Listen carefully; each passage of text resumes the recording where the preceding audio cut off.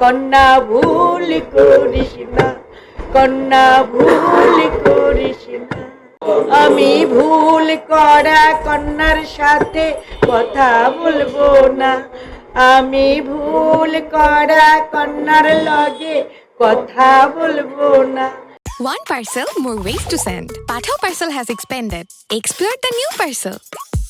তার সাথে তার হৃদ্যতা ছিল, আত্মিক সম্পর্ক ছিল। কোন পর্যায়ে গেলে হয়, হুমায়ুন আহমেদ লুকায় ফরিদপুর এসে তার বাসায় উঠতেন একটু রেস্ট নেওয়ার জন্য। তো রাজেন্দ্র কলেজের অনুষ্ঠান, সাহিত্য পরিষদের অনুষ্ঠান, এইভাবে উনি মোট 7 বার আসছেন।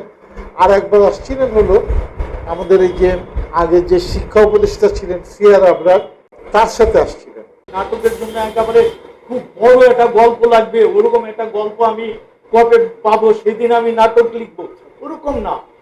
বাংলাদেশে অসংখ্য ছোট ছোট ছোট ছোট ঘটনা ঘটে যাচ্ছে। এইগুলো হুমায়ুন আহমেদ আমাদেরকে শিখাইছেন যে ছোট ছোট গল্প দিয়ে, ছোট ছোট ঘটনা দিয়ে একটা অন্যরকম নাটক হতে পারে। আমি তোমাকে গ্যারান্টি দিচ্ছি, আমি 4 জন গেস্ট তোমাকে দিচ্ছি, আর বাকিগুলো তোমার দায়িত্ব। আমি অসুস্থ মানুষ, 4 জন আমরা এই যে একজন, 2 জন, ওদের মা আর ওদের বান্ধবী, এই 4 জন গ্যারান্টি। কি কারণে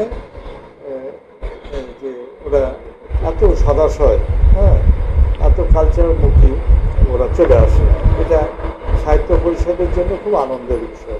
বাবা মুক্তিযুদ্ধের শহীদ হন, এই জন্য স্বাধীনতার পর বঙ্গবন্ধু সরকার তাদেরকে একটা বাড়ি দেয়। কিন্তু দুর্ভাগ্যজনকই যে ওই বঙ্গবন্ধুর আমলেই একদিন গভীর রাত্রে তাদেরকে ওই বাড়ি থেকে উৎখাত করা হয়। ওই রাত্রে শিশু বাচ্চাদের নিয়ে মা কোথায় যাবে? বাকি রাতটা কিন্তু তারা রাস্তায় কাটাইছে। মজার ব্যাপার যেটা, সেটা হলো হুমায়ুন আহমেদ বলতেছে আমরা প্যাপা করে কেউ কান্নাকাটি করিনি। আমার মা প্যাপা করছে, মারে ধমক দিয়ে বসেছে, আমরা সারা রাত লুডু খেলছিলাম। লুডু খেলে যে কাটাইলো, এটাও অন্য ক্যাটাগরি। এই হুমায়ুন আহমেদের এটা ধরা খুব কঠিন আছে।